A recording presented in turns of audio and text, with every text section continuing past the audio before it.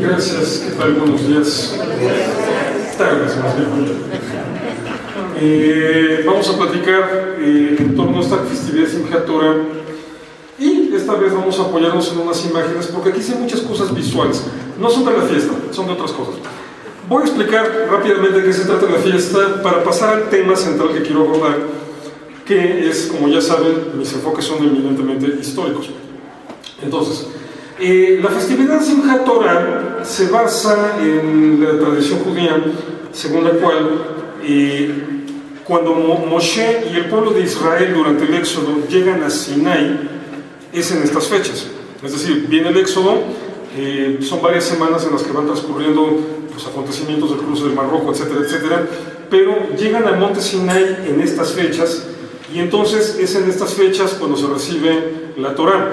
Esto obviamente está simbólicamente muy unido al concepto de Shavuot, que es la fiesta de Sukkot, y toda la relación que tiene con que es la fiesta del final de las cosechas. Entonces, hay un vínculo muy fuerte con la memoria del Éxodo, en el sentido de que en Sukkot, como veíamos la semana pasada, la orden es vivir en tiendas o en cabañas, para recordar que durante 40 años en el desierto se estuvo viviendo en tiendas y en cabañas. Entonces está muy vinculado con el Éxodo y por eso la tradición judía ubica que en estas fechas se recibió la Torah. Entonces se hace esta celebración de Simchat Torah, el gozo de la Torah, pegada con otra festividad que se llama Shemini Atzeret, que es la convocación del octavo día. Es decir, son los 7 días de Sukkot, Shemini Atzeret y Simchat Torah. Entonces, es la época en donde el pueblo judío manifiesta de la manera más completa y compleja todo lo que representa la Torah para el pueblo judío. Es decir, el gozo de la Torah, eso es lo que significa literalmente Simchat Torah. El regocijo de que Dios se reveló, es un regocijo extraño, ¿no? El regocijo de que Dios se reveló y le dio al pueblo judío una serie de prohibiciones. No comas esto, no comas aquello, no hagas esto otro. De repente somos un poco extraños para las cosas que nos regocijan, pero es obviamente algo que va más allá de eso, ¿no? Se refiere más bien al regocijo de que se estableció un canal de comunicación entre Dios y el hombre. Aquí probablemente me remito otra vez a una similitud con la tradición cristiana, que supongo es la manera en la que más fácilmente lo pueden ir entendiendo. No sé qué tanto conozcan el Evangelio de Juan, pero por lo menos si recuerdan el capítulo 1, es muy famoso todo el discurso de Logos, cuando empieza el Evangelio de Juan diciendo, en el principio era el Logos, y el Logos era con Dios, y el Logos era Dios. Otras traducciones ponen, el Logos era divino. Dice, estaba en el principio con Dios, y todas las cosas por él fueron hechas. Sin él, nada de lo que ha sido fue hecho. Dice, y más adelante dice, y el Logos se hizo carne y habitó entre nosotros, y vimos su gloria como la del unigénito del Padre. Bien, todo este discurso de Logos está tomado de un contenido de la filosofía que se desarrolló en el judaísmo alejandrino. El judaísmo alejandrino, estamos hablando del judaísmo helenista por excelencia. Alejandría fue la ciudad donde una gran comunidad judía, muy grande en número, muy poderosa económicamente hablando y de muy alto nivel cultural, fusionó de una manera magistral los contenidos del helenismo con los contenidos del judaísmo. El más importante exponente fue Filón de Alejandría, un filósofo que habrá nacido unos 20-25 años antes del inicio de la era cristiana, que murió por ahí del año 50. Filón de Alejandría es el primero en tomar este tema que originalmente es de la filosofía platónica, el concepto de el logos, y es el que lo adapta a la teología judía. Entonces, Filón desarrolla un discurso muy parecido al de Juan, más bien es al revés. El Evangelio de Juan se basó en Filón. El Evangelio de Juan desarrolla un discurso muy parecido al de Filón, solamente que en la concepción de Filón, judío al final de cuentas, el Logos no es una persona, no es Jesucristo, obviamente, sino la Torá. O sea, si quitáramos las referencias a Jesucristo del Evangelio de Juan y pusiéramos referencias a la Torá, tenemos el perfecto discurso de cómo Filón explicó lo que representa la Torá para el pueblo judío. En el principio era la Torá, y la Torá estaba con Dios, y la Torá era divina. Si la Torá estaba desde un principio con Dios, todas las cosas fueron hechas por medio de ella. Sin ella, nada de lo que ha sido fue hecho. Luego más adelante, y la Torá se hizo materia. La Torá, podríamos decir, se hizo texto y habitó entre nosotros. Y por medio de ella vimos la gloria de Dios mismo, ¿no? Entonces, esto es lo que representa la Torá para el pueblo judío. El canal mediante el cual Dios estableció una comunicación entre lo espiritual y lo material, entre lo que simbólicamente representamos como los cielos y la tierra. Entonces, se trata algo más que el texto. La Torá no es nada más el texto. Si nos ponemos a razonarle, por ejemplo, pregunta clásica, pregunta de campeonato, de esas que siempre me mandan en Facebook y me dicen, a ver si sabes tanto. Y me hacen una pregunta que hacen desde hace 3000 años. No es la gran pregunta. Me dicen, a ver, ¿quién escribió la muerte de Moisés? Si Dios le dictó la Torá a Moisés, ¿cómo pudo escribir su propia muerte? Perdón, tengo que contestar. La pregunta es boba, es muy boba. Al caso, o sea, se supone que la Torá se da en Sinai, pero la Torá nos cuenta todo lo que pasó después de Sinai. No se trataría nada más de la muerte, sino de todo lo que viene después de Sinai. ¿A poco Dios le dijo a Moisés desde Sinai todo lo que iba a venir después de Sinai? No, es obvio que la dinámica de escritura de la Torá no fue, me trepo al monte Sinai, me dan ya todo un rollo envuelto y ya lo bajo. De hecho, la Torá es muy explícita al decir que Moshe baja con 2 tablas, con los 10 mandamientos, pero no más que eso. A lo largo de la Torá, o sea, después de Éxodo 20, que es el momento en Sinai, hay un montón de párrafos, secciones de la Torá que empiezan con las palabras Vayomer Adonai Moshe Lemor, que significan, y entonces habló Dios a Moisés y le dijo. Es decir, la Torá registra un diálogo continuo a lo largo de todo el Éxodo. Entonces, si nos tenemos que imaginar a Moisés escribiendo, tenemos que imaginarlo siempre escribiendo, no nada más en el momento de Sinai. Entonces, es un proceso más complejo que ello. Ahora bien, según la propia Torá, ¿qué es lo que Dios le revela a Moisés allí? Las leyes para el pueblo de Israel. Y la Torá, tal y como la conocemos, tiene mucho más que leyes. Tiene toda la narrativa del Génesis, toda una narrativa histórica o mitológica, dependiendo del punto de vista de cada quien, pero también tiene toda la narrativa del Éxodo, es decir, no nada más es el código de leyes. Entonces, la Torá, tal y como la conocemos ahorita, es un libro complejo. ¿A qué me refiero con un libro complejo? A que no es la obra de un autor que se sentó a escribir hasta que la acabó.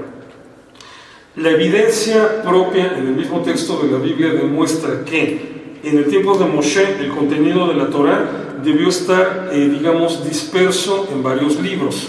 No nada más los 5 que conocemos, sino disperso en varios libros. ¿Por qué? Porque en esa época se escribía así. Es decir, en la época de Moisés no se escribía en papel, no se escribía en pergamino todavía. Ese era un lujo que apenas se estaban empezando a dar algunos miembros de la casta sacerdotal egipcia, que para notas rápidas lo hacían en pergamino, pero básicamente todo se escribía así. Este es un ejemplo, no estoy viendo, así que voy a parar, porque más o menos me acuerdo de cómo organicé las fotos, pero no me quiero equivocar. Este es un ejemplo de tablilla en arcilla de la cultura sumeria, que son los que inventan la escritura. Entonces, lo que estamos viendo allí es una típica escritura cuneiforme. ¿Por qué le llamamos cuneiforme? Porque se escribía con una cuña, es decir, a una varita, generalmente un carrizo, se le hacía un corte en diagonal para que terminara en punta, o sea, para que terminara en punta vista de perfil, pero fuera redondo. Entonces, se pudieran hacer diferentes tipos de golpe. Por ejemplo, ustedes pueden ver que este es muy lineal, una línea muy delgada, pero que esto es como la marca donde están apoyando toda la varilla, entonces se hace como un triangulito. Este es un tipo de escritura cuneiforme. Obviamente, para poder escribir con una cuña, entonces se tenía que hacer en arcilla. ¿Qué se hacía con arcilla? Se hacía esta, digamos, piedra, esta tablilla, y cuando todavía estaba fresca, se escribía el texto. Luego esto se metía a un horno a cocinarse, y ya endurecido, se pasaba al archivo. De Nínive, perdón, de Sumer, de la antigua Sumeria, del antiguo imperio Acadio, del antiguo imperio Gutú, del antiguo imperio paleobabilónico, los primeros babilónicos, los casitas, del imperio asirio, del imperio mitanio, o también llamado urrita, del imperio hitita y de las regiones, de las naciones cananeas, se han recuperado la cantidad que quieran de esto. Miles y miles y miles de tabletas de arcilla. Algunas, la mayoría, son registros administrativos. Por ejemplo, de Sumeria, lo que más se ha recuperado son registros de las existencias de cerveza. Así que se ve que ya desde entonces la cerveza está presente en la cultura de la humanidad. Entonces, digo, bueno, de repente uno quisiera encontrarse poemas o relatos o leyendas, y no, se encuentra uno más las existencias de cerveza, pero bueno, gracias a ello se ha podido ir traduciendo y se ha podido ir descifrando. Entonces, así es como se escribía en la época. Entonces, imagínense toda la Torá o todos los contenidos relacionados con la Torá escritos en este tipo de tabletas. ¿Me pueden pasar la siguiente imagen, por favor? Imagínense lo escrito de esa manera. Esta es una tablilla arcilla. Ahora lo que estamos viendo ahí es una tablilla acadia. No, más bien, no alcanzo a ver. Perdón, bueno, okay. No, esta es una tablilla babilónica. Este es un fragmento del poema Enuma Elish, que es el texto babilónico donde se concentran los relatos equivalentes a los relatos de la creación del texto bíblico, es decir, en el Enuma Elish viene toda la cuestión de la creación hasta el diluvio. Entonces, aquí ya estamos viendo un tipo de tableta más pretenciosa, ¿no? Si se pueden dar cuenta, es mucho más grande y tiene mucho más contenido que la tablilla que habíamos visto anteriormente. Y es otro tipo de acomodo de la información. Son las mismas letras. Las letras sumerias se estuvieron utilizando durante varios siglos. Fueron el primer método de escritura. Ya después cada cultura empezó a desarrollar su propio alfabeto, pero por lo menos en un principio sumerios, acadios, elamitas y babilonios escriben con este tipo de letras, y ya, aunque cada quien es su idioma, pero ya después van desarrollando sus propias formas de escritura. Siguiente imagen, por favor. Bien, este es un código legal babilonio. Esto es más o menos del siglo XVII, antes de la era cristiana. Ya para ese tiempo los sumerios habían desaparecido, pero si estamos hablando del siglo XVII, estaríamos hablando más o menos de unos 4 siglos antes de Moisés. Entonces, esta es la forma en la que se escribe en la época. Entonces, hay que irnos ubicando en contexto. No es que el contenido de la Torá estuviera en varios libros, más bien es que estaba en varias tabletas de arcilla. Es decir, originalmente la idea no es un rollote con 5 libros, sino todo ese texto ahí impreso en tablillas. Lo interesante es esto. Obviamente las naciones antiguas, las culturas antiguas, no tenían idea de lo que ha sido la evolución de la historia. Toda esta claridad o ya objetividad que nosotros tenemos hoy en día para saber cómo fue evolucionando la escritura, es algo que conocemos del siglo XIX para acá, es reciente. Entonces, obviamente, en la Edad Media o todavía antes, hace 2000 años, si tú le preguntabas a cualquier rabino o a cualquier líder judío cómo se había escrito la Torah originalmente, seguramente te iba a decir que era un pergamino, porque esas eran las Torahs que ellos conocían, las de pergamino. Al rato vamos a ver imágenes de cómo eran en la antigüedad. Pero, por eso podían tener una idea de que todo estaba organizado más o menos igual. Hoy sabemos que no, que la Torah, al igual que todos los libros de la humanidad, ha ido evolucionando como todos los libros de la humanidad. Entonces, pueden imaginarse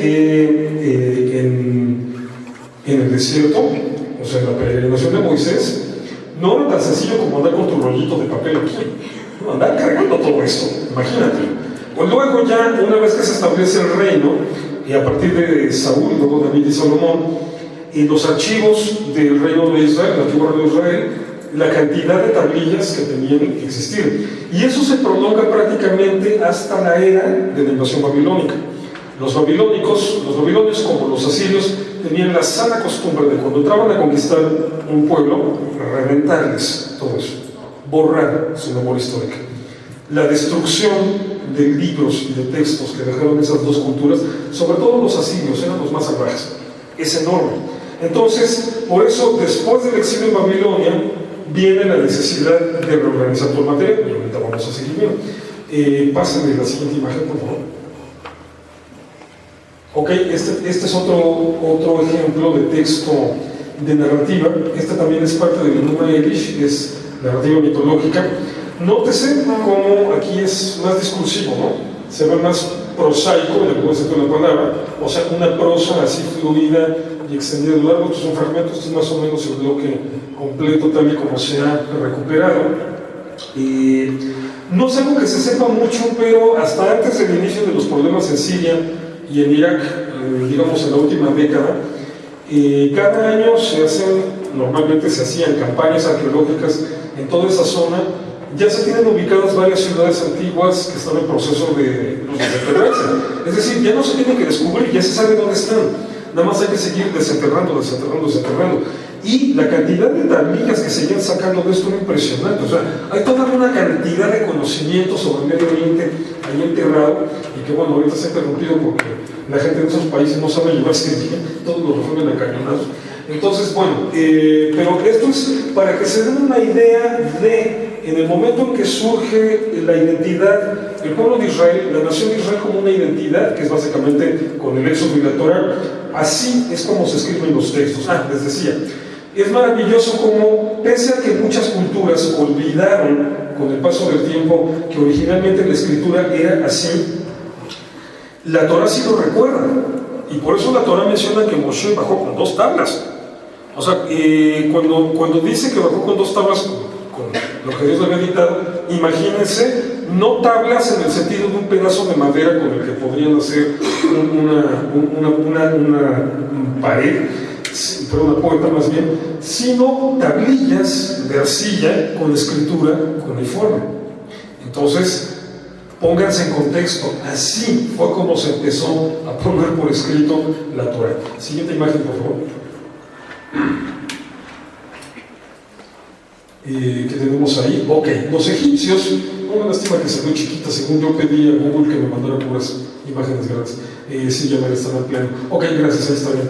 Ahí se puede ver, estos en Karnak, una de las zonas arqueológicas más importantes de Egipto, y se puede ver, se ven rayitas, ¿no?, en los pilares. Los egipcios fueron los que inventaron, o los que llevaron esta manía de escribir sobre la piedra a su versión monumental. O sea, por eso dicen, ¿no?, que ahorita Facebook es como el antiguo Egipto. La gente escribe en los muros y adora a los gatos.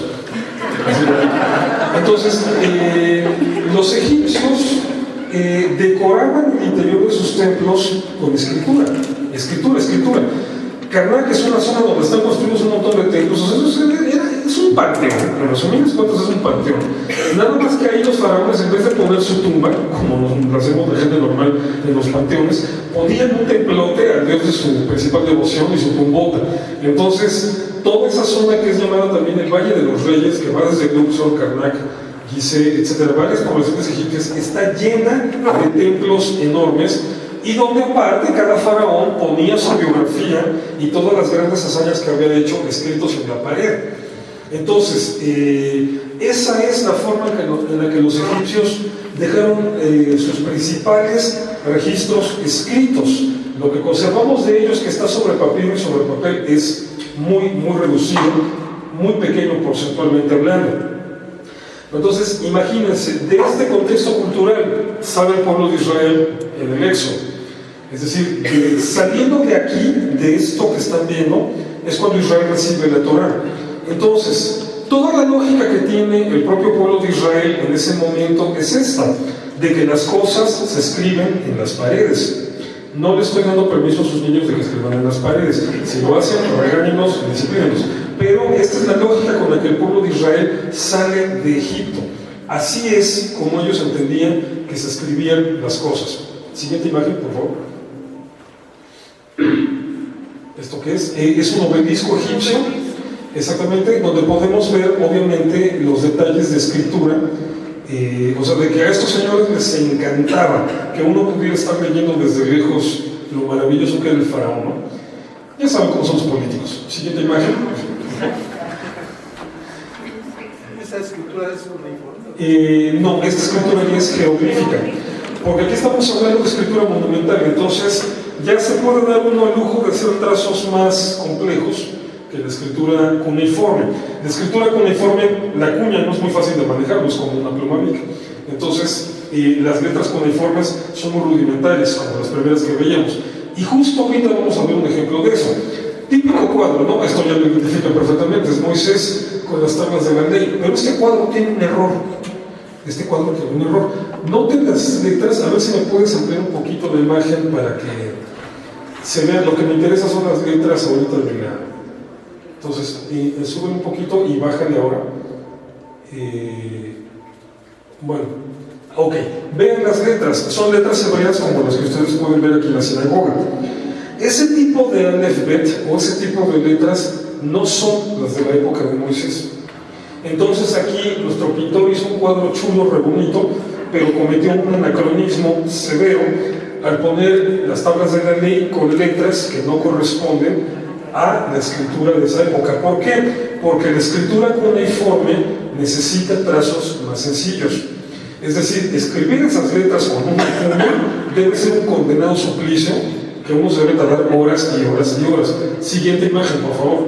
Esta es una imagen más conocida todavía, Charlton Heston, así déjame Charlton Heston en los 10 mandamientos, una película no muy bien apegada al texto bíblico, digo por necesidades obvias de estructura cinematográfica, pero que sorprendentemente las tablas están bien hechas. Esas letras son paleohebreas, es decir, es el tipo de letra hebrea más antigua, prácticamente afín a las letras del alefbet fenicio. Ustedes pueden ver aquí abajo una tabla con los diferentes, con la evolución del alfabeto. Ahí, digo, no está indicado cuál es cada cual, pero van a poder ver muchas de estas letras antiguas. Así es como debió haber estado escrito efectivamente las tablas de la ley en ese tiempo y toda la Torah. Entonces, ahora nada más imagínense el tipo de tablillas de arcilla que vimos en las imágenes anteriores con estas letras. Estas ya son las letras característicamente paleohebreas, que son, digamos, el punto donde se está saliendo del lenguaje egipcio y del lenguaje fenicio y se está encaminándose hacia el hebreo. Entonces, este tipo de trazos sí es relativamente fácil hacerlos con una cuña. Entonces, así se escribían en la época. Siguiente imagen, por favor. Este es un texto en paleohebreo. Aquí tenemos letras hebreas antiguas. Las letras hebreas modernas que hoy utilizamos, a las que llamamos el alefbet cuadrado, porque vamos, el molde de cada letra es un cuadro, sobre eso se hace cada diseño, que obviamente no coincide con esto. Esas las empezamos a usar los judíos después del exilio en Babilonia. Y son características ya de la época en la que empezamos a escribir en pergamino o en papiro, porque esas sí se pueden hacer con pluma, ya con pluma de pollo, me refiero literalmente. Este tipo de trazo, como pueden ver, son básicamente líneas rectas, casi no hay curvas, y las que tienen curvas son muy discretas, por ejemplo como esta, que es una Dalet, o la Lamed, que está ahí un poco más adelante, me refiero, perdón, son curvas muy discretas, no son trazos redondos, característicos de la escritura cuneiforme. Entonces, este es un excelente ejemplo para que vean el tipo de letras antiguas. Todavía, entre los rollos del Mar Muerto, se han encontrado unos, son 4 rollos escritos así. No se sabe, bueno, o sea, este tipo de escritura es más o menos del siglo 8, 9, 10 antes de la era cristiana. Los rollos del Mar Muerto son la gran mayoría del siglo II antes de la era cristiana. Los documentos que están escritos así obviamente no se escribieron en el siglo 8 antes de la era cristiana, son del siglo II o del siglo III. Por alguna razón, se discute mucho entre los especialistas, los qumranitas los quisieron escribir con ese tipo de alfabeto, con ese tipo de letras. Es como si yo ahorita me obsesionara por escribir cuentos, pero en vez de utilizar mi computadora, utilizar una máquina Remington modelo 1940. O sea, los tipos querían hacerlo de esa manera, no sabemos todavía por qué a ciencia cierta, pero este es el tipo de alfabeto que se utilizaba en esa época de la antigüedad. Entonces, toda la escritura original de la Torá debió estar en ese tipo de letras. Toda la escritura de los primeros libros que se hicieron en esa época, de todas las crónicas que se empezaron a archivar de los reyes de Israel y luego ya cuando se divide el reino de Samaria y de Judá, debieron estar en este tipo de escritura que es el propio de la antigua cultura hebrea. Ya después en el exilio en Babilonia, les decía, se adoptan las letras arameas de tipo cuadrado.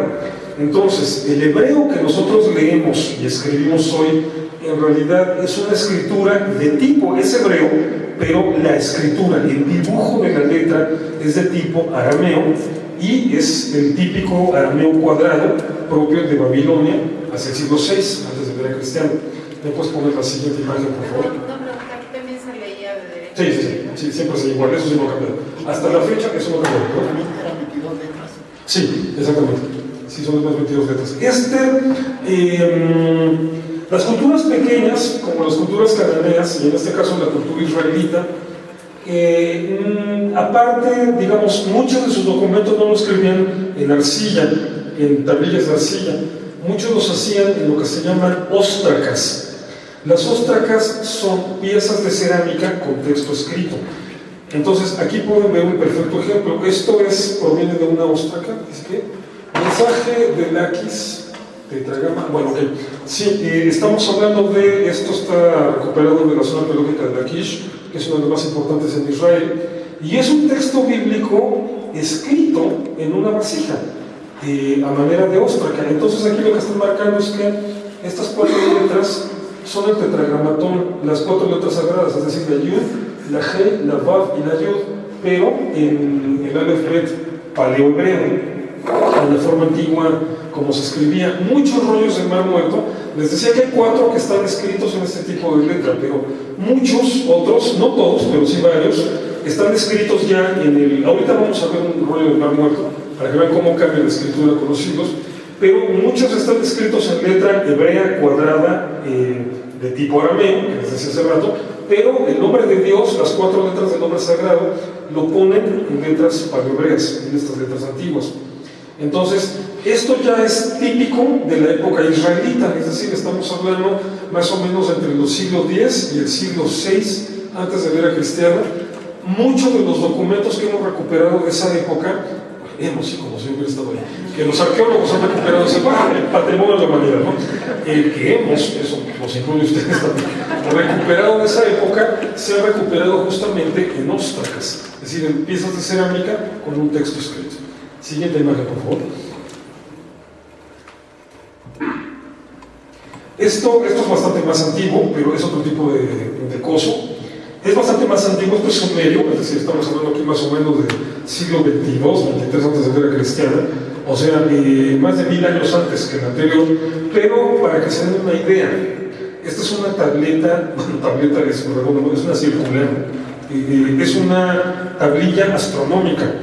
Ya obviamente se ve que hay borrado mucho, aquí nos falta mucho del texto, pero la división original es de las 12 constelaciones y las anotaciones que hay son de carácter astronómico.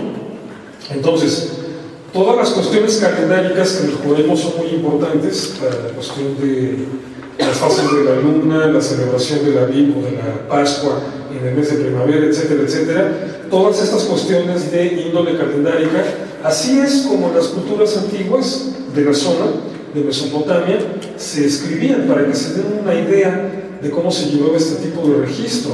Entonces, imagínense lo complicado que era el estudio de la Torah en ese momento, en que nada más la casta sacerdotal tenían los conocimientos suficientes para leer y elaborar todo este tipo de documentos escritos, y por lo tanto, o sea, por ejemplo, en el libro de Esdras se menciona como después de que Esdras toma el rollo de la ley y sale y se lo lee a toda la gente, que uno diría, bueno, no era más fácil, bueno, ok, supongamos, era difícil que cada quien tuviera su copia, claro, que voy de acuerdo, pero de veras era necesario a llamar a toda la gente y estarles ahí leyendo.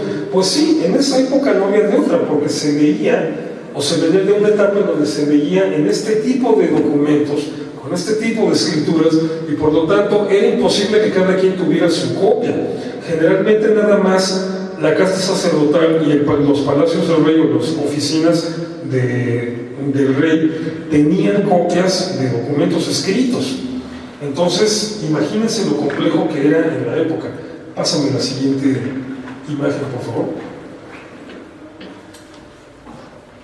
Ok, este es un rollo del Mar Muerto. Aquí ya pueden ver el tipo de escritura, ya más parecido a lo que conocemos, ¿no? Ya aquí quienes conozcan un poco de letras hebreas, pues ya pueden reconocer, por ejemplo, perfectamente una Lamed, una Hei, una Mem, una Vav, una Ayin. Ya es más fácil de leer porque son las letras que conocemos. Obviamente cuando le llamamos Aleph Bet cuadrado y pensamos, por ejemplo, en las letras de impresión que podemos ver aquí en la sinagoga, pues esas ya son bonitas, no son de imprenta. No, bueno, así es como se empezó a escribir el hebreo cuadrado. Les decía, este tipo de letras se empiezan a utilizar después del exilio en Babilonia, porque obviamente es una época muy compleja en muchos sentidos, y aquí pasa algo interesantísimo. A partir del exilio en Babilonia, la cuestión de la lectura y la escritura deja ser patrimonio exclusivo de la casta sacerdotal. Está comprobado que fue en Babilonia donde de repente el pueblo judío, la gente judía, empezó a saber leer y escribir de manera más generalizada. ¿Por qué? Por negocios. Siempre sencillamente por negocios, porque había que estar haciendo negocios, y se sabe que la comunidad judía en Babilonia, durante esos 50 años que duró más o menos el exilio, desarrolló una gran actividad de negocios. Entonces, la gente empieza a escribir, ya no nada más los sacerdotes, la gente común, el judío común, empieza a escribir, y por lo tanto se tiene que utilizar, si están aprendiendo a escribir en un lugar donde el idioma es el arameo, es obvio que aprendieron a escribir en arameo. De hecho, a partir de esa época, el arameo se va a convertir en la lengua franca, es decir, en el idioma coloquial, el idioma de calle para la población judía. Y por lo tanto, las letras que se van a empezar a utilizar son las arameas. En la práctica religiosa fue donde los escribas empezaron a escribir todos los documentos en idioma hebreo, pero con letras de tipo arameo, y obviamente ya con lo que llamamos la escritura cuadrada. Entonces, este es el tipo de escritura que se empieza a utilizar ya a partir del exilio en Babilonia, que es la base de donde se origina, bueno, donde nada más se perfecciona el trazo con el hebreo de imprenta hasta la fecha, ¿no? Y obviamente también se va volviendo cada vez más frecuente y más común que la escritura sea en pergamino, en un material de origen animal. Obviamente el judaísmo va a imponer una serie de reglas respecto a qué animales se pueden utilizar para esto. Mucho del pergamino que se utiliza en la actualidad, por ejemplo, para un título profesional, se hace de piel de cerdo. Ha sido muy normal utilizar la piel de cerdo para pergaminos. Obviamente en el judaísmo eso está prohibido. Tiene que ser de un animal kasher, de un animal limpio. Pero bueno, entonces este es el tipo de escritura. Ahora, ubíquense en la época. Imagínense a los babilonios llegando a los archivos donde estaban todas las escrituras israelitas y reventándolos, destruyéndolos. Imagínense, después del exilio en Babilonia, a los escribas judíos llegando a Jerusalén a recoger los destrozos, los despojos de todo eso, y empezar a armarlos. A ver, aquí hay un cachito de la creación, este es un cachito del diluvio, empezar a armar el rompecabezas y pasarlo todo a pergamino. El texto ya escrito con pluma, con tinta, en pergamino. Según la tradición judía, ese es el gran mérito que tuvo Esdras, el escriba. Según la ciencia, según la arqueología bíblica, bueno, no se puede decir que Esdras lo hizo, pero sí, definitivamente, es en esa generación en la que se regresa del exilio en Babilonia, la que efectivamente se encarga de todo esto. Entonces, imagínense, hay una leyenda registrada en el libro cuarto de Esdras, que es un libro apócrifo, un libro de la tradición apocalíptica, que, aunque es un relato legendario, refleja perfectamente bien, preserva perfectamente bien esta memoria histórica. Según esta leyenda, cuando Esdras y los demás escribas llegan a Jerusalén, encuentran todo destruido, no había sobrevivido nada, absolutamente nada. Entonces Esdras entra en depresión, le dice a Dios, ¿qué vamos a hacer ahora sin tu ley? Dios se le revela en una noche, viene un ángel, y le dice, prepárate, junta a 80 escribas, porque Dios te va a volver a revelar toda la Torá. Entonces Esdras al día siguiente junta a todos sus escribas, los tiene listos ya con pergamino, papel, pluma, listos para escribir, y encuentran ahí, en donde se reúnen, hay un cáliz con un líquido color fuego. Entonces nos dice el cuarto libro de Esdras que Esdras se toma este líquido, debe ser una droga potentísima, entra en un trance familiar del Señor, y en trance empieza a hablar. Cada escriba escuchó algo diferente, no escucharon lo mismo. Cada escriba escuchó algo diferente y cada escriba escribió lo que iba escuchando. De esa manera, dice, se recuperaron los libros sagrados que se habían perdido. Entonces se recuperó tanto la Torá de Moisés, dice también la leyenda, como 120 libros secretos que solamente se le revelan a unos pocos. Bueno, eso ya son típicas especulaciones apocalípticas, ¿no? Pero me refiero, lo interesante históricamente hablando de esta leyenda es que preserva la memoria de que efectivamente Esdras y su generación encuentran el patrimonio escritural del antiguo Israel, lo encuentran muy dañado y lo tienen que reconstruir. Entonces, la forma de la Torá, me refiero a la organización, el orden de los relatos, la organización en 5 libros y ya todo en un rollo completo, eso viene de la época de Esdras, de hace 2600 años. Y ya es cuando se empieza a escribir así. Entonces, empiezan a desarrollarse todas las leyes que tienen que ver con el sofer, es decir, con el escriba. Todas las leyes que tienen que ver con la cuestión de la pureza ritual, el sofer tiene que darse un baño ritual antes de empezar a escribir, hasta la fecha, esas son las reglas. Tiene que usar un tipo de tinta especial, tiene que usar un tipo de pergamino especial, y tiene que utilizar, bueno, decir obviamente una serie de versos antes de empezar, y obviamente escribir el texto con ciertas reglas de caligrafía. Ponme la siguiente imagen, por favor. Ya vamos acercándonos un poco más a la modernidad. Esta es una imagen más amplia de un rollo del Mar Muerto. Este es el rollo que mejor se ha conservado. Si ustedes se pueden dar cuenta, nada más falta el cachito final, o sea, generalmente está dañado un renglón, completamente desaparecido allá abajo, pero y está dañado otro. Generalmente de aquí para arriba se preserva todo. Este es el libro de Isaías, es el rollo mejor conservado de todos los que se encontraron en el Mar Muerto, el único rollo que prácticamente se encontró completo, de hecho. Este data más o menos del año 150 antes de la era cristiana, y fue muy importante para poder evaluar cómo ha sido la evolución, porque una cosa es la letra, otra cosa es el texto, y eso también es un relajo. Por ahí, sobre todo en iglesias, circula el mito, y es un mito, de que no ha habido ningún cambio. No es cierto, claro que ha habido cambios, porque los idiomas cambian. Es decir, el mismo español no lo hablamos como hace 100 años. Los idiomas cambian, también el texto bíblico tuvo que ir sufriendo ajustitos. Máximo porque era un texto reconstruido después de que los babilonios habían dado en la torre. Entonces, pero de todas maneras, el rollo de Isaías en este caso fue muy importante para detectar que los cambios que han habido de entonces a la fecha, en términos proporcionales, son mínimos, es decir, son de carácter ortográfico, ajustes ortográficos por la evolución lógica del lenguaje, y sobre todo son variantes redaccionales mínimas que en términos generales no alteran el contenido del documento bíblico. Eso sí. Siguiente imagen, por favor.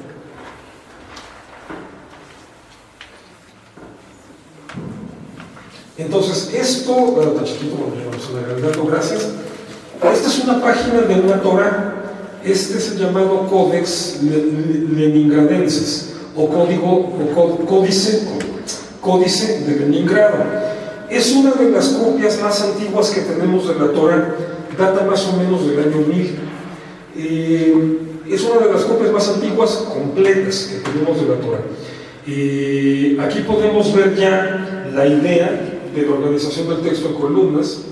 Bueno, ahí la imagen se difuminó un poco por la ampliación, pero se pueden ver perfectamente bien ya las letras cuadradas, casi idénticas a las que tenemos hoy, es decir, casi de imprenta, y esto está hecho a mano.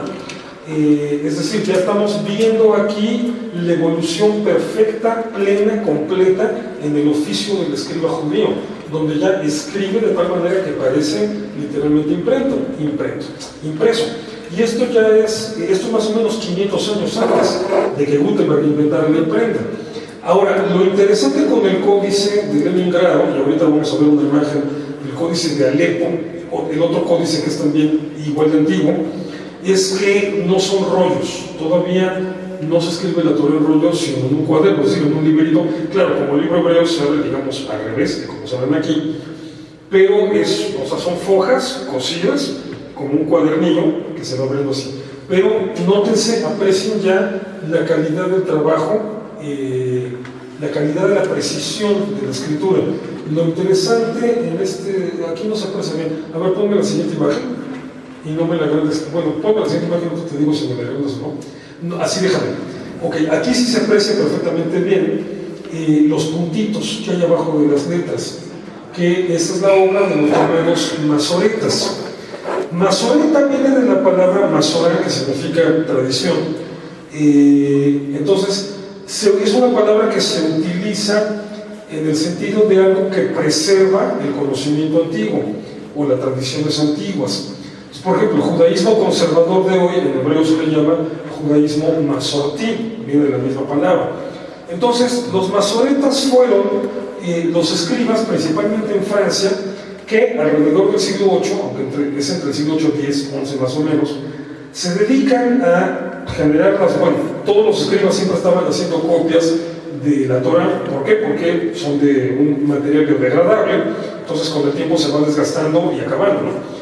Un pergamino de la Torá bien aprovechado puede tener una vida útil más o menos de 300 años, pero bueno, llega un momento en que ya no se puede usar, entonces había que hacer una nueva copia.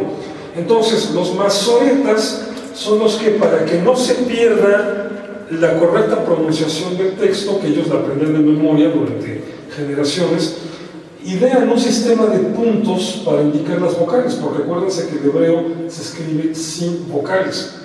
Entonces, desarrollan un sistema de puntuación. Aquí sí se ve muy claro, bueno, no muy claro, pero sí se ve. Es un poco difuso también, se ve más o menos como cuando no me pongo los lentes. Pero aquí sí se ven los puntitos abajo de las letras, que son las indicaciones vocálicas para que se tenga la pronunciación correcta. Esta imagen es del códice de Alepo, el otro que les digo que es igualmente tan antiguo como el códice de Leningrado, nada más que el códice de Alepo está incompleto, a este sí le faltan varias páginas, pero bueno, es uno de los grandes tesoros de la historiografía bíblica. Siguiente imagen, por favor.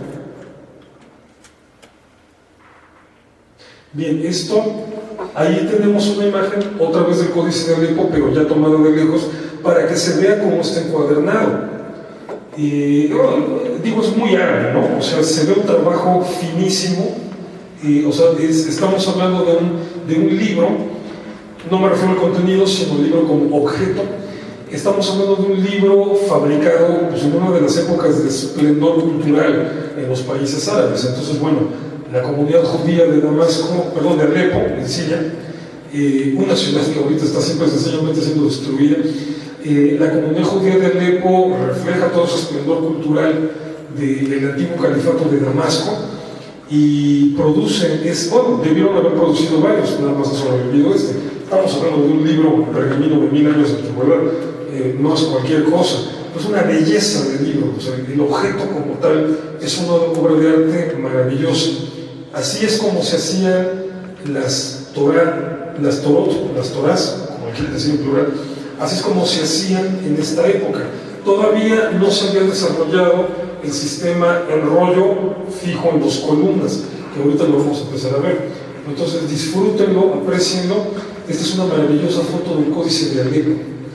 Bien, ya no lo disfruten, ya no lo aprecien, pásame la siguiente imagen. Gracias. Que todavía nos faltan algunas. Esta es ya la forma que se empieza a imponer en la Edad Media. No se fijen tanto en la parte de madera, que son los pilares, las columnas de madera, sino en el rollo. Y digo lo de las columnas porque ahorita, como vamos a ver, hay diferentes formas de armarlas, dependiendo de si es de la tradición sefaradí o de la tradición ashkenazí. Pero bueno, aquí lo que ya podemos ver es el rollo tal cual es. Vean cómo se preserva la idea de las columnas, es obvio. O sea, hubiera sido imposible escribirlo todo nada más en una sola columna. Habrá tenido que hacerse un pergamino larguísimo hacia abajo. Entonces, lo más práctico es hacerlo así. Obviamente, para irlo leyendo, 2 personas por lo menos tienen que ir dando vueltas a las columnas para que se vayan enrollando de un lado y desarrollando del otro. Pero bueno, ahí está el mismo tipo de texto. La organización de las letras pueden ver ustedes que ya es muy similar a como está en el Códice de Alepo, nada más que con más espacio.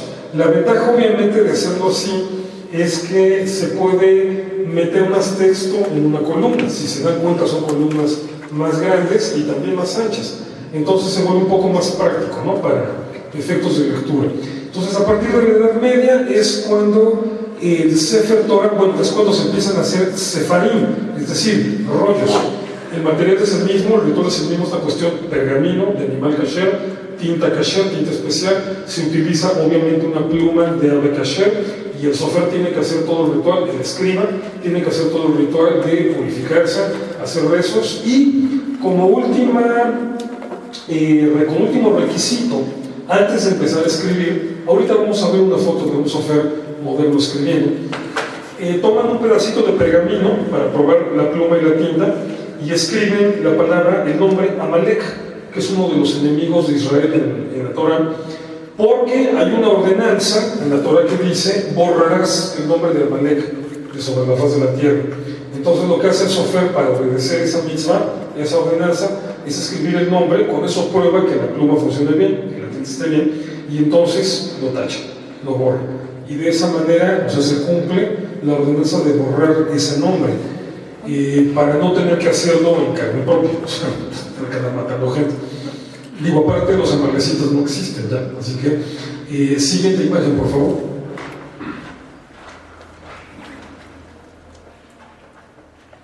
Aquí tenemos ya un Sefer Torah moderno. Ya pueden ustedes ver que el papel está blanqueado. Eso ya son técnicas modernas que no chocan con el concepto de kashrut, o sea, de limpieza. Y el pergamino por la parte de dentro está blanqueado, es más claro. Pueden ver toda la manufactura en general, ¿no? Desde el forro de tela como estos, se ve bastante más nuevo que los que tenemos ahí. La manufactura de las columnas, que son generalmente se hacen en madera, se puede ver que aquí estamos hablando ya de una producción moderna. Entonces, bueno, ya han visto ustedes más o menos un panorama fotográfico desde las antiguas tablillas sumerias hasta cómo se hacen hoy los sefarim, cómo ha evolucionado todo este asunto. Es interesantísimo. Por eso, cuando se encuentra un documento, una tablilla, un pergamino antiguo, no es tan difícil darnos idea de a qué época pertenecen. Son los rasgos característicos de cada uno de estos los que con relativa facilidad le permiten a un arqueólogo decir: esto es de la etapa pre-israelita, esto es de la etapa israelita, esto es de la etapa post-exílica, o esto es de la etapa rabínica inicial, o esto es de la etapa medieval. Y algún día podrán decir, esto es del siglo XXI. Me refiero, no es tan difícil más o menos calcular la edad por la forma en la que ha venido evolucionando, no nada más la técnica de escritura, sino también la forma en la que se hace el libro. En la antigüedad, bueno, como cuadernillo, ahora como rollo. Siguiente imagen, por favor.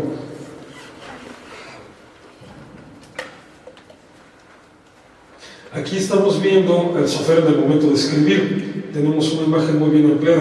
Vean la precisión de las letras. Ahí, me la puedes voltear, ¿no? La imagen.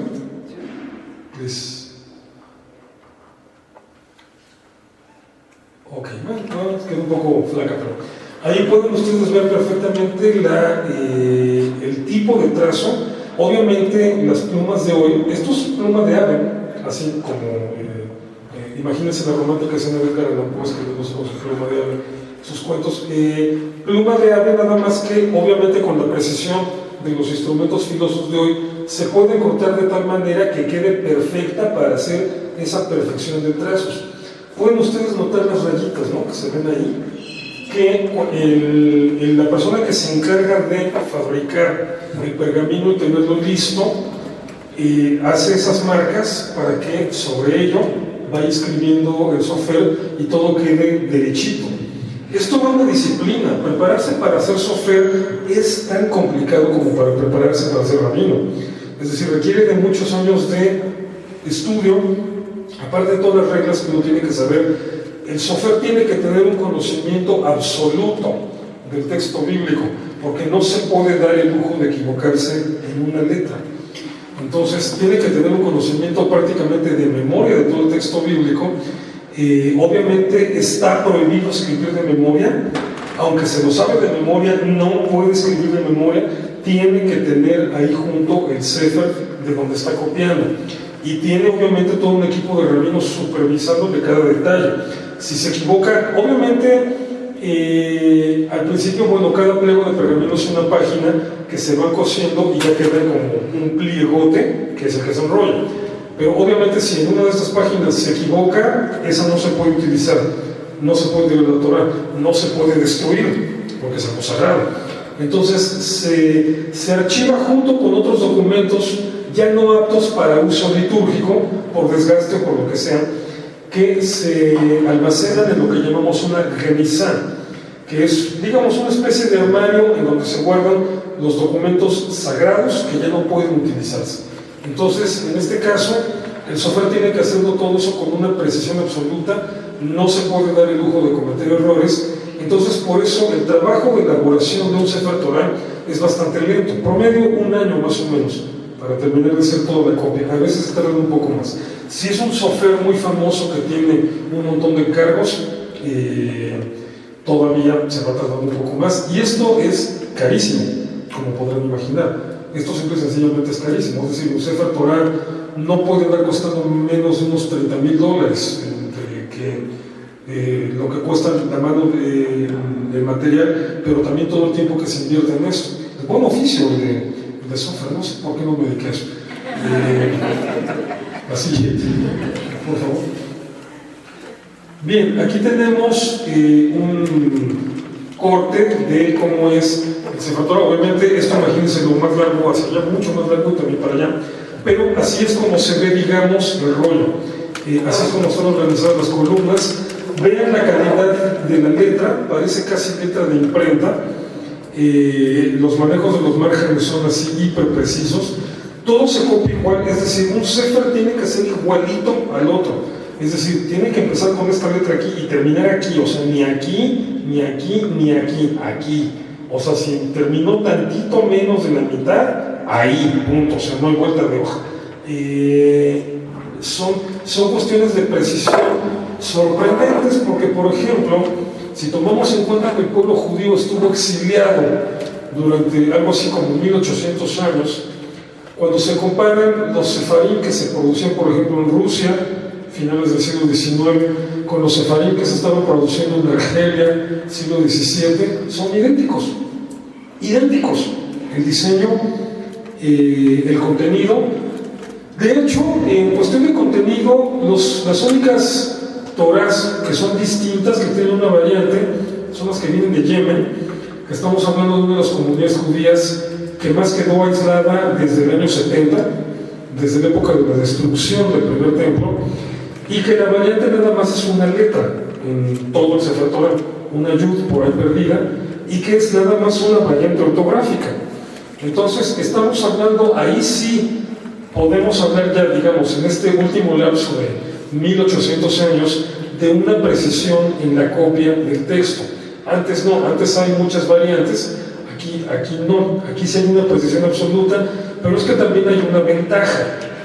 Este idioma ya no se hablaba en la calle. Aquí sí ya está comprobado que aunque el idioma principal era el arameo hasta el siglo I o II de la era cristiana, el hebreo se seguía hablando en la sinagoga y para cuestiones de debates religiosos. Después de la destrucción del segundo templo ya no. Entonces estamos hablando de que quienes hacen este tipo de trabajos son judíos que hablan en alemán, o que hablan en italiano, que hablan en francés, o que hablan en persa, o que hablan en árabe, no en hebreo. Entonces, como el hebreo ya no es un idioma que se esté hablando cotidianamente, ya no se deforma, ya no hay que cambiarlo, nada más tienes que aprendértelo. Y por eso se puede dar la situación de que ya no se necesiten cambios ni ajustes en el idioma hebreo.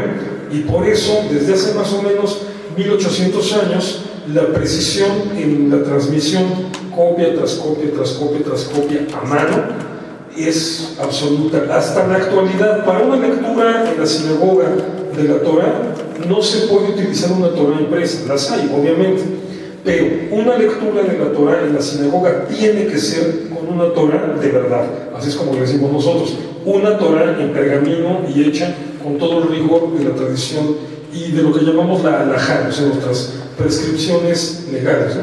Siguiente imagen, por favor. Perdón. Sí. Y entonces, las primeras Torahs de este tiempo, de esta nueva era, ¿cómo era su presentación? Como el libro que vimos. Esas son, digamos, del año 1000 para atrás. Estas y el rollo de 1300, 1400, claro, es en diferentes momentos que cada país va adoptando la costumbre, pero entonces digamos que ese periodo entre 1000 y 1500 es el de transición, donde dejan de usarse las que son encuadernadas y se empiezan a utilizar las que vienen como rollo. ¿Y esa encuadernación es así como libro o como...? No, como libro, sí, como biombo, no, como libro. Exactamente. Aquí estamos viendo ya de lejos un Sefer Torah, más o menos para que vean cómo es. Este es un Sefer Torah Ashkenazi. Ahorita voy a mostrar las diferencias entre uno y otro. Es una imagen ya de cómo se ve ya todo armado y ensamblado, ¿no? Siguiente imagen, por favor. Este es la forma en la que se presenta, en la que se lleva el Sefer Torah en la tradición sefaradí. Aquí tenemos dos. Cuidado con el cable. Ok, aquí tenemos dos. Esta es una caja típica sefaradí. Esta es otra, un poco más decorada esta. Y esta es la forma en la que se envuelve un Sefer Torah Ashkenazi. Es decir, es un cilindro de tela, ¿no? Y el Sefer se mete ahí. Pueden ustedes ver que tiene aquí los dos hoyitos por donde salen las dos columnas de madera que están ustedes viendo en la imagen. Entonces, aquí la bronca es andarla paseando, ¿no? Porque hay festividades en donde esto se tiene que pasear. Obviamente un Sefer Torah que nació relativamente fácil, ahorita verán imágenes, simplemente se carga aquí en el hombro y así se lleva. Esto sí generalmente lo tienen que llevar entre dos, pero es que es distinto el ritual, que en el caso de los sefaradim, esto se tiene que abrir, el Sefer Torah va metido aquí se ven los hoyitos, que es donde van las columnas, aquí se ve la salida también. Bueno, ustedes no la ven, yo sí la veo, si quieren ratitos se asoman, donde salen las columnas de madera, y bueno, el rollo queda aquí y queda acá, y obviamente, digamos, una página, el equivalente a una página se ve aquí en medio, entonces lo van así enrollando de un lado y desenrollando del otro, y la lectura se hace así, digamos que esto se pone en una mesa obviamente un poco más alta, pero entonces el lector, ahorita creo que hay una foto, lo vamos a ver, el lector va leyendo directamente de todo este coso así abierto, mientras que en el caso de un Sefer Torah Ashkenazi se tiene que sacar, hay todo un ritual así para que se le invita a una persona para que tenga el honor de quitarle la vestidura de la Torah y luego cuando se termina ponérsela, pero entonces hay que quitarla para entonces sacar el puro rollo, ponerlo sobre la mesa y abrirlo. Entonces es diferente. La ventaja del Sefer Ashkenazi es que cuando tienes una lectura especial es más rápido buscarla, nada más desenfundas, la buscas y ya la dejas lista para la hora del rezo, que en unos sefaradíes es un poco más complicado hacer todo el proceso. Bueno, estos son obviamente arcones muy sencillos. Digo, bueno, evidentemente, bueno, véanse el decorado, o sea, se nota que hay una preocupación un interés por hacer cosas bellas, pero bueno, es de materiales sencillos, ¿no? Se nota que viene de una época o de una comunidad que todavía no tiene muchos recursos económicos. Eso sí es una obra de arte, eso seguramente es en oro o en plata. Me refiero, aquí sí hay un trabajo en material valioso, que pues, evidentemente viene de una comunidad muy pudiente. Bueno, ahorita está un poco más traqueteado, pero o sea, el trabajo en madera es bastante más fino, el tallado, la estrella de David, la menorá, la decoración aquí abajo, y ahí está. Y bueno, es exactamente la misma idea, ¿no? O sea, ahí se ve, tiene forma de terciopelo por adentro, ahí es en donde tenía que haber quedado cada columna y el rollo en medio para que se vaya leyendo directamente de allí. ¿Me pueden poner la siguiente imagen, por favor?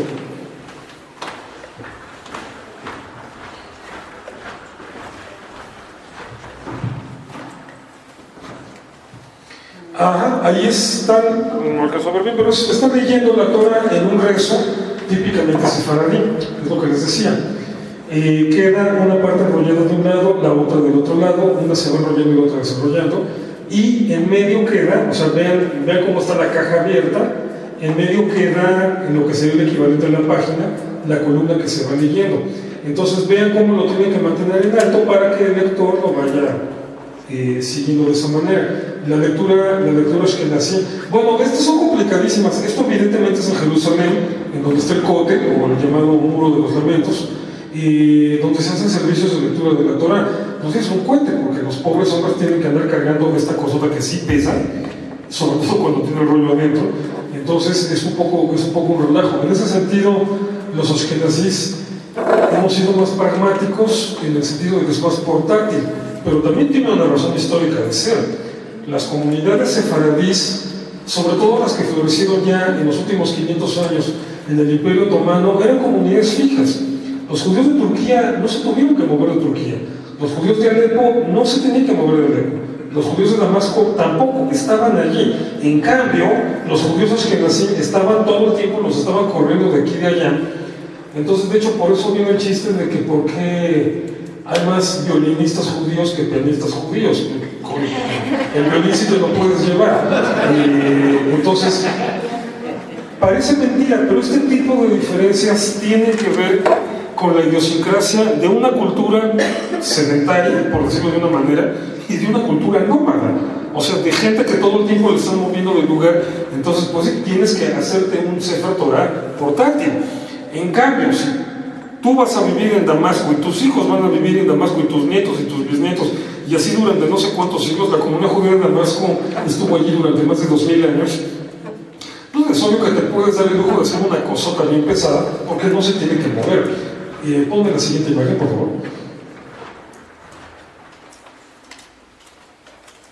Este es un Sefer Torah ashkenazí, con un mantelaje digamos, bonito.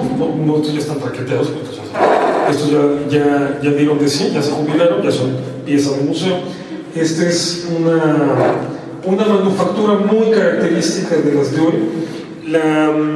Estos ya se ven antiguos. Es un tipo de tela tipo seda, no sé si sea seda. Ahora es más frecuente que los vemos en terciopelo aquí. Este es de terciopelo, pero generalmente en tonos oscuros. Esto es así como que lo más clásico en la actualidad, aunque normalmente se le ponen algún texto, ¿no? Por ejemplo, aquí dice Nisim, Jaim, Meir, es decir, son los nombres de la persona que hizo el donativo o de la familia que hizo el donativo. Este es uno pelón así sin ninguna indicación, pero generalmente a este forro se le agrega el nombre de la familia o de la persona que está donando el Sefer Torah y, si es pertinente, la razón por la que lo está haciendo, ¿no? O sea, puede ser en memoria de los papás, de los abuelos, puede ser en homenaje al bar mitzvah del hijo, etcétera, ¿no? O sea, cualquier razón que uno considere así, estoy muy agradecido con Dios, si uno tiene $30,000 de sobra o más, puede donar un Sefer Torah. Y bueno, hay sinagogas, digo, Me acabo de enterar, no les digo que sinagoga, pero me acabo de enterar que donaron otro Sefer Torah, que yo dije, un montón más, pero sí ya tienen 30 y tantos. Digo, bueno, gracias a Dios, es una cosa que le agradecemos a Dios. Aquí en México, las comunidades judías no tienen carencias de sefarim, o sea, todas las comunidades judías, todas las sinagogas tienen lo suficientes para desenvolverse bien. Algunas tienen 3 o 4, otras tienen 30 o 40, pero digamos, no hay en ese sentido escasez, ¿no? Pero por ejemplo, cuando una comunidad no puede existir sin Sefer Torah, entonces siempre se busca, cuando se funda una nueva comunidad, una de las primeras cosas que se busca es saber quién va a donar el Sefer. Siguiente imagen, por favor.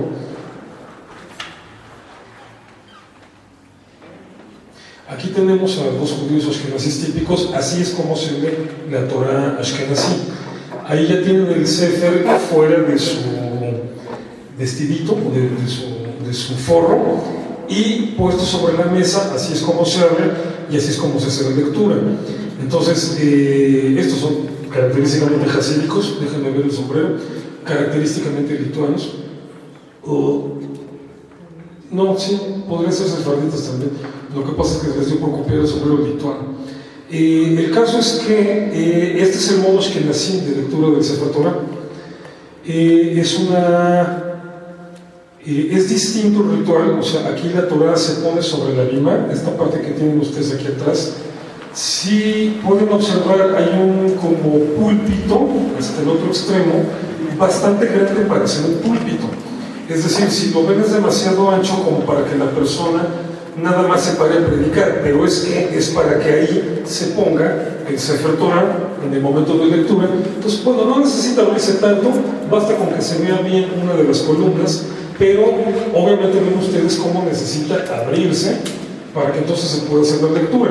Mientras que en el caso de la otra tradición, la Sefaradí de Oriente, basta con ponerlo y abrirlo y ya de ahí se hace directamente la lectura. La siguiente imagen, por favor. ¿Por qué le van a dar esa pluma? ¿Qué significa? ¿Qué va a hacer? Seguramente el software va a hacer una corrección o una indicación, o debe estar haciendo un trabajo de restauración. Muchos rollos de la Torah, por ejemplo, se han recuperado de zonas conflictivas, muchos se recuperaron de la Segunda Guerra Mundial, y obviamente muchos estaban incompletos o estaban dañados, entonces se ha tenido que hacer el trabajo de restauración. Por ejemplo, en la sinagoga donde yo trabajo, hace como 4 o 5 años tuvimos un bar mitzvah, y la familia, de esas familias que siguen sobre el dinero, qué manera tan especial de celebrarlo. Adquirieron un Sefer Torah que se recuperó de una sinagoga de Praga y que obviamente había quedado muy dañado después de la Segunda Guerra Mundial, estaba quemado en su mayor parte, y lo mandaron a restaurar. Lo donaron a la sinagoga como reliquia, básicamente, porque aunque se restauró y está completo por los daños recibidos, es un Sefer que ya no se puede utilizar en un servicio de lectura de la Torah. La palabra que utilizamos en este caso es pasul. Es un Sefer que ya no es apto para uso litúrgico, pero es una reliquia de mucho valor, sobre todo mucho valor emocional, y lo donaron con ocasión del bar mitzvah del niño. El forro, no es un Sefer ashkenazí, tenía un forro, pero el forro parecía más de estos, es decir, una cajota metálica pesadísima. Siempre en un bar mitzvah, una de las partes más divertidas es cuando el niño tiene que sacar el Sefer Torah y pasearlo por la sinagoga. Dependiendo de la talla del niño, las apuestas que hacemos los profesores. Le decimos en qué momento el niño se va a desmayar, porque pesan, estas cosas sí pesan. Entonces el pobre niño lo tiene que llevar por toda la sinagoga para que toda la gente se acerque y lo pueda besar. Entonces, aparte de que es un recorrido largo, es un recorrido lento. Entonces a veces hay niños que de veras ya se nos van desmayando. Hemos tenido niños que sí, el último tramo un adulto tiene que ya quitárselo y ayudarlo. El niño en esta ocasión no tenía por qué tener problemas, un niño gordito, si se dan cuenta, típico adolescente de estatura mediana, tirándole alto, gordito. Entonces, bueno, no es problema. Pues sí, tuvo todos los problemas del mundo, porque resulta que ese Sefer Torah que restauró, mandó a restaurar su papá y le donó a la sinagoga, pesaba lo que no pesa ningún otro Sefer Torah ashkenazí. Así que el niño al final estaba del color de tu camisa, así rojo, ya no podía ni con su alma. Y bueno, pues obviamente son las cosas que a los profesores nos hacen en la mañana en esas ocasiones. Nos divierten un montón. Ponme la siguiente imagen, por favor. Una pregunta, Sí. ¿hay un ciclo litúrgico como en las clases? Sí, ahorita lo explico, pero sí lo hay. Ya como última curiosidad, el judaísmo no ha sido un grupo homogéneo nunca en la historia. Entonces, en el año 722, antes de la era cristiana, imagínense, estamos hablando de hace 28 siglos, los asirios invaden el reino de Israel, insertan ahí una población distinta, y de ahí se deriva el grupo que se conoce hasta la fecha como samaritano, un grupo que lamentablemente es factible que se vaya a extinguir. Actualmente quedan menos de 1000 samaritanos, todos viviendo obviamente en Israel, pero quedan menos de 1000, creo que son como 700 o 800. Ellos tienen una versión distinta de la Torá, no nada más, bueno, ellos obviamente no son parte de la evolución de la escritura hebrea, entonces como pueden ver, las letras samaritanas son distintas, muy parecidas a las paleohebreas. Si se fijan, son parecidas a las que lo hemos visto en las primeras imágenes. Son distintas, son letras samaritanas, pero bueno, es otro tipo de escritura. Pero también su Torah es distinta, no es la misma que la que utilizamos en el judaísmo, digamos, normal. Hay cambios interesantes, por ejemplo, en la Torah samaritana, en la Torah judía, no hay una orden de construir un templo, hay una orden de construir un tabernáculo que tiene que ser itinerante, pero en la Torah samaritana sí hay una orden de que cuando se llegue a Canaán, a la tierra prometida, se construya un templo en el monte Garizim, que es el lugar sagrado para los samaritanos. Para los samaritanos el verdadero templo no es en Jerusalén, sino en el monte Garizim. Entonces, es distinta su Torah, es distinto su contenido. Ellos juran, obviamente, que la suya es la original. Hay una razón por la que sabemos que definitivamente no es la original. Y es que, aunque tiene estas variantes textuales, digamos que la idea en general es igual que la Torah judía, es decir, Génesis, Éxodo, Levítico, Números y Deuteronomio. Eso significa que es una Torah posterior al exilio babilónico, no anterior. Entonces, de modo, por ese detalle perdieron la discusión. Pero bueno, es una variante muy antigua, digamos, una desviación muy antigua de la religión israelita que ha sobrevivido hasta la fecha, que es una lástima que esté desapareciendo y que ha sido muy importante para el estudio de la evolución del texto bíblico, porque son variantes textuales que datan de hace más de 2000 años. Entonces digo, bueno, si uno se encuentra variantes de hace 2000 años, es más o menos entendible porque era la época de las grandes discusiones entre fariseos, saduceos, esenios, etc. Pero estas son todavía anteriores, entonces es todavía muy interesante. Los samaritanos tienen su Torah, así es como la escriben. Lástima que verdaderamente sea un grupo en tan alto riesgo de extinción. Bueno, sí, ahorita... Bueno, no. ¿A qué se debe el riesgo de que desaparezca? Pues no sé, no tienen muchos hijos, no les ha ido muy bien. O sea, es un fenómeno muy equiparable, por ejemplo, a las etnias náhuatls, que por ejemplo aquí en la zona del Estado de México, la asimilación a la vida moderna las va mermando, ¿no? Entonces digo, obviamente sucede que mucha gente nacida en las comunidades samaritanas, de repente las abandona, se integra a la vida moderna israelí, abandona toda esa identidad, esa tradición, y así poco a poco el grupo ha ido mermando. Entonces ahora quedan 700 u 800, no más. Bien, me preguntaba de la cuestión del ciclo anual. Sí hay una organización. Toda la Torah está dividida en lo que llamamos parashot. Una parashá es una sección de la Torah, y estamos hablando de que está una para cada semana del año y una para cada festividad. Bueno, en cada festividad se lee alguna de las parashot de las diferentes semanas, pero entonces sí está todo organizado de tal manera que en cada semana del año ya sabemos lo que se tiene que ver. Eso sí. Bien, hemos visto un recorrido sobre cómo ha evolucionado visualmente, estéticamente la Torah. Espero que les haya gustado. Fue una charla no tan característica, normalmente he visto en el Bella, pero en este caso sí vale la pena ver imágenes fascinantes desde la antigua Sumeria y sus técnicas de escritura incorporados obviamente por los hebreos más antiguos, hasta la fecha cómo ha venido evolucionando todo este apasionante mundo de la Torá. Entonces, lo que pueden ver es no nada más lo que significa espiritualmente, sino también el cuidado y la importancia como objeto, en el buen sentido de la palabra, que se le da en el judaísmo. Gracias. Si tienen